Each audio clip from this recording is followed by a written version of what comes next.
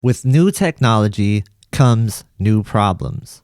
The 2020 TVs, they have a lot of issues. What's going on here? Next-gen consoles just don't seem to be performing very well on all these TVs. And you know, it's mixed. It's weird because some users are reporting no issues at all, myself included. Now, there's also some issues that are only region-based, so you gotta look out for that. So much stuff is going on, whether that's LG, Vizio, Samsung, Sony, they all have their own issues. In this video, I'm going to talk about all of those issues, as well as get into Samsung issues specifically and talk about the latest firmware and whether or not you should update to it, because that is one of the biggest questions I have gotten so far. Should you update to firmware version 1403.1? You're going to want to hear this because there's a new bug introduced in this firmware. We're going to get into all of those issues and more. Stay tuned. Roll the intro.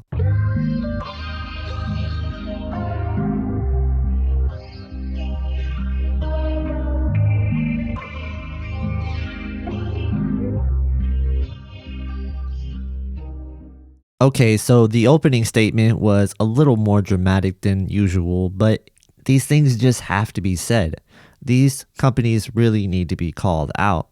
Anyway, how's it going, guys? My name is KG. I hope everybody had a good holiday and everybody is staying safe. I hope most of you got some really good deals on Black Friday and Cyber Monday.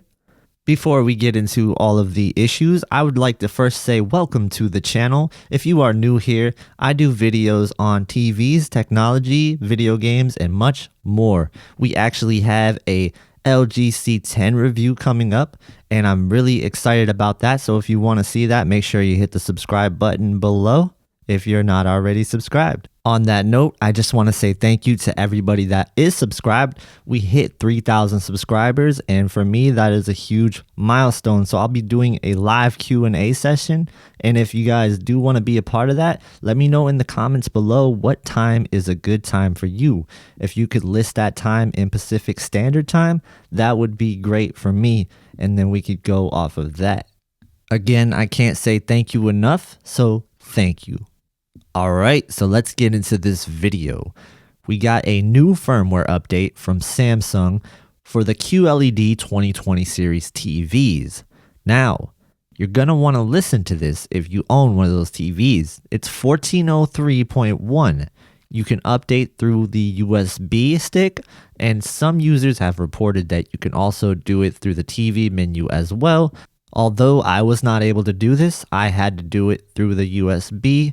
So you might want to keep that in mind. And if you want to know how to do it through the USB, I actually have a video talking about how to do that in my last firmware update video, which was 1402.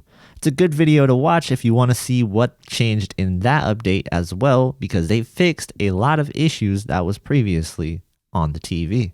All right, so let's talk about 1403.1. What actually changed? Well, to be honest with you, all we have is this document from Samsung, which is a really generic document that they kind of give us each time the TV is updated.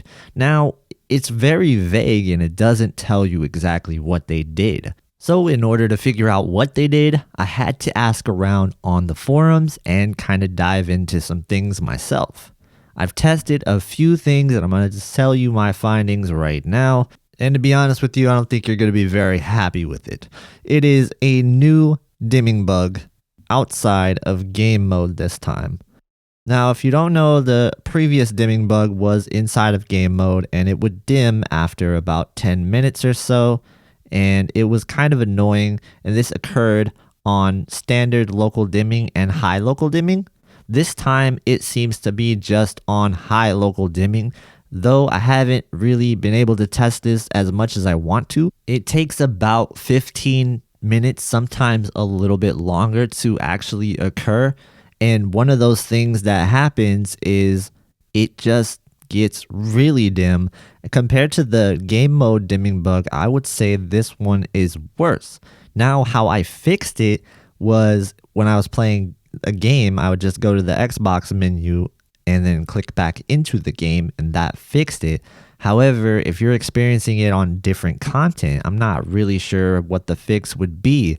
If you do know how to fix this outside of games, let me know in the comments below so another user could be helped out by this. That would be great. Thanks. One thing I kind of noticed was I really think that Samsung might have tweaked the algorithm a little bit for local dimming, because high seems a little bit differently. It performs differently than it did prior to 1403.1. And I think it's a little too aggressive at times and will really create some blooming out of nowhere on certain content. So what is high local dimming and why does it act that way? High local dimming is going to factor in how the image being watched was actually mastered. So the PQEOTF, that's what it's tone mapping off of. That's high local dimming. But standard local dimming will dynamically tone map the image being displayed. So the difference is those two things. That's what a Samsung rep once told me. So that's really all I could go with in terms of how it works. With that said, you do have to deal with the local dimming bug on high. After 15 minutes or so, that's what you got to deal with. Now, I want to know if you felt this dimming bug in normal as well. I just didn't have a chance to test it in normal as much as I've wanted to. I've been trying to just do the tests in high and trying to see if I can kind of fix it somehow, but no luck there. But yeah, if you have had it in normal, let me know in the comments below and I can share that. Okay, moving on. What are some of the improvements of 1403.1? It's not all bad, right? Well, it depends on who you are, I guess, because for me, 1403.1 has been great outside of the dimming bug, VRR, HDR, 120 Hz. It all works at the same time on Series X, no issues whatsoever. Some issues that other people are reporting, however, seem to be raised blacks, stuttering, and scan lines. A lot of users are saying they're seeing these scan lines in VRR. However, I don't experience this at all, and I've tried to capture it with my camera, and I've tried to look up close myself without the camera, and I just don't see these scan lines. One of the things that I heard they fixed was HDMI 2.1. The input is better than it was in 1402.1. How do I know this? I don't. I really don't, because I didn't have a chance to test it with the new consoles because I was already on 1403.1 when the new consoles got to my house. However, other users did report that their connectivity with HDMI 2.1, specifically with graphics cards, got a lot better. So I don't know if the Series X and PlayStation 5 connectivity got better because those consoles were released after the release of the firmware. That said, I can't guarantee anything. I have heard other people that are on 1403.1 are having issues with HDMI 2.1 still, and those issues are from a number of different regions. The main complaint that I hear about other regions is inverse ghosting. I can 100% confirm that the US update has no inverse ghosting whatsoever. In fact, I haven't seen inverse ghosting since the first firmware patch that added filmmaker mode. That fixed all of that. So I certainly don't have it on mine, and most US users that I've talked to said they don't have inverse ghosting either. So this seems to be an overseas issue. That said, it really sucks that they have to deal with this, and it is really a shame that Samsung hasn't fixed this for them. Let me tell you that if you're dealing with inverse ghosting, I know how you feel. When I got this TV in March, that is the first thing I really noticed when I was gaming after a couple of days. It stuck out like a sore thumb. Once I saw it, I could never not see it again. It's really annoying. It sucks to deal with. And if you're dealing with it, the only fix that I really know of was Game Motion Plus. So you can't use 120 Hz with this mode. You have to use 60, and you can't use VRR. So if you want to have no ghosting, you got to be 60 Hz, no VRR, and you have to use Game Motion Plus. That should fix your ghosting issues. And if that doesn't do the trick, please let me know in the comments. Alright, this is going to be a longer video than I had hoped, but we have to get into everything with this firmware. Let me tell you that I think that picture quality for game mode has definitely gotten better since 1402. The image processing in this TV is fantastic. I don't know how to explain it, but like rocks just feel like there's texture to it. It's really sharp. 4K just kind of just feels like it's a native 4K. And that's why I feel game mode has gotten to. I feel like it has really improved the picture quality a lot. Yes, it still lacks the local dimming to the extreme of regular TV, but we've gotten better there as well. I can confirm that HDMI 2.1 has more local dimming than non-HDMI 2.1 sources. I tested this using Demon Souls hooked up to a HDMI 2.1 port on the PS5, and I was able to toggle standard and high local dimming and see a difference. When I hooked up that same source to the HDMI 2.0 port, I was not able to see a difference between standard and high local dimming. So I think that has to be mentioned, and I think for me that's a new experience. I haven't seen that before. So let me try to summarize the potential changes that were in this update. I say potential because we don't have a definitive official list of what actually changed. I can just go off of what I've seen and what other users experienced as well. Alright, now let's answer the question, should you update to this firmware? If you're a gamer, you might want to update. It might fix a lot of your HDMI 2.1 issues. If you're a movie watcher strictly, I would avoid this update at all costs. What I gotta say is, Samsung, can we get some better patch notes, please? When you have an update, let us know exactly what you changed. That would be great. Also, I think a lot of users would appreciate like forums. I know you have forums, but how about have a section where you can list known bugs that you know about, so we could be like, hey, okay, we know Samsung knows about these. They're going to fix it. We could stop complaining about these things. But you don't, so you're going to hear a lot of complaints from your QLED buyers, myself included. Alright, now I have to move on to the next topics, which is the other brands of TVs. If you have a HDMI 2.1 TV, there's a chance that no matter what your brand is, you got issues. So first up, I want to touch on the issues going on with LG. And I'd love to hear more about what's going on with LG because I've only gotten a couple of users reach out to me and they asked me to bring this to light in a video. So I will do that right now. Alright, some of the users are reporting that there are VRR issues, specifically with black levels, and there is raised blacks all across the board for a lot of these users, and some users are reporting some gamma offset as well. Another issue that seems to be popping up is flashing artifacts. I've had multiple users reach out to me and say that they've had flashing artifacts on their screen when they're using VRR. Also keep in mind, these issues could be fixed by time this is uploaded or by time you actually are watching this. Now those are just some of the issues that LG users are dealing with.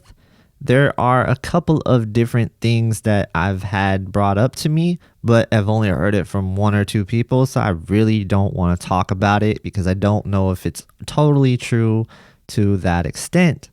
You know, I definitely don't want to be a rumor mongering channel, so I'm going to refuse to state something unless I've had multiple users tell me it or I've experienced it myself. And speaking of experiencing it myself, I will be reviewing the LG C10 myself, and I'm very excited to bring that to you guys. And I'm going to be doing an extensive review on it and testing out different video games, the Series X and the PlayStation 5. So yeah, let me know exactly what you would like me to test with the LG C10, and I'll try to do the best that I can. And next, we'll move on to the Sony X900H. When it comes to the Sony X900H, there seems to be a lot of issues regarding whether or not HDMI 2.1 is fully ready. So there's some users that have certain parts of it, like 120 Hertz. Some people actually don't even have VRR yet. And this kind of blows my mind. I would think that you would just have this live. And now I'm thinking, Sony TVs don't have VRR? Sony PlayStation 5 doesn't have VRR? Is there some sort of connection here? Now, I'm not trying to be like a tinfoil hat conspiracy guy here, but that's weird, isn't it? I think so. There has to be some sort of reason why VRR isn't ready for these TVs yet and why it's not on the PlayStation 5 yet. It's very weird.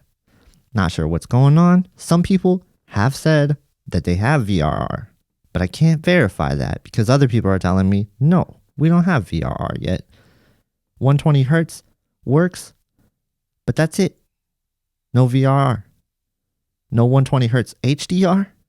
Some people are saying they can't get HDR to work with 120 hertz. I would be very disappointed if I bought a Sony TV and I had these issues not working for me. It's actually really crazy. Samsung, Sony, LG, we're all having some sort of issues. Really, we should all just be in a circle together, holding hands, singing Kumbaya, not fighting each other in the comments section about who's got the better TV. Because all of our TVs kind of don't work the way they were intended to work. Yeah, I know, I get it. It's new technology. It should take some time. But man, it feels like we're beta testers at this point. We bought this TV to work with next gen. We would expect it to just work out of the box, not just with like firmware updates to support it.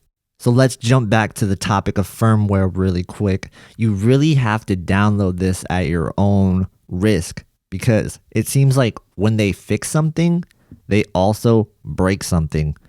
That seems to be the case with a lot of firmware and not just in TVs, in a lot of tech. You break something from fixing something. Really quick before I wrap up this video, we have to talk briefly about Vizio. It's already a long video, but Vizio, yes, you're getting included. You have a lot of issues. If you have a Vizio TV, chances are VRR is not working. A lot of Vizio users are saying VRR kind of doesn't really work. And that's a problem because it was advertised to work. Now, why doesn't it work? Probably the same reason the other stuff doesn't work for the other TVs. So Vizio does have a lot of issues there. Another thing, the OLED has temporary image retention after a couple of minutes even. And man, that scared the heck out of me. And that kind of made me not want to buy the OLED on Black Friday. I was about to pull the trigger on a 55-inch OLED for my bedroom, and really the image retention, it scared me. It's kind of scary if you think about it, because if that's bad, what does the burn-in over time look like? We really don't know because a lot of time has not passed since that has been released. So we haven't had too many users reporting more burn-in than LG. We just didn't have enough time pass. But it does raise concerns. Also, the SmartCast interface has a real risk of burning in too if you think about it. I don't like SmartCast. I think I've said that many times, and I'm going to keep saying that. And no, I keep getting asked if I hate Vizio. I do not hate Vizio. I actually love Vizio. I think they make pretty good TVs for the money, and I have one in my bedroom right now. It's a 55-inch M series, and the picture quality is pretty good. Just has some issues with SmartCast. You see the connection there? I don't like SmartCast, but I do like Vizio. All right, so that kind of wraps it up. I've talked about firmware updates. I've talked about the different TV brands having issues at launch with the next-gen consoles, and we hope to see real improvements soon. Now, that's all I got for you guys today. I want to thank you so much for sitting through this video if you did. And if you didn't and you just used the timestamps, that's okay too. You are greatly appreciated in the same way. And remember, if you want to ask me a question, I will be doing a 3,000 subscriber live Q&A. So just show up to that, ask a question, and I'll help you out. Make sure you guys do subscribe to this channel if you want to see more videos. Leave a comment below if you got any comments for me or even questions for me. It doesn't have to be during the live Q&A. I'll answer them in the comment section. And give a like to this video if you liked it. Share it on the forums and social media if you can. That helps a ton. As always, guys, thank you so much. I truly mean that, and I don't think I could say it enough. I can't believe this started with one review on the Q90T in March. You guys are so amazing. Thank you for watching, and have a good day.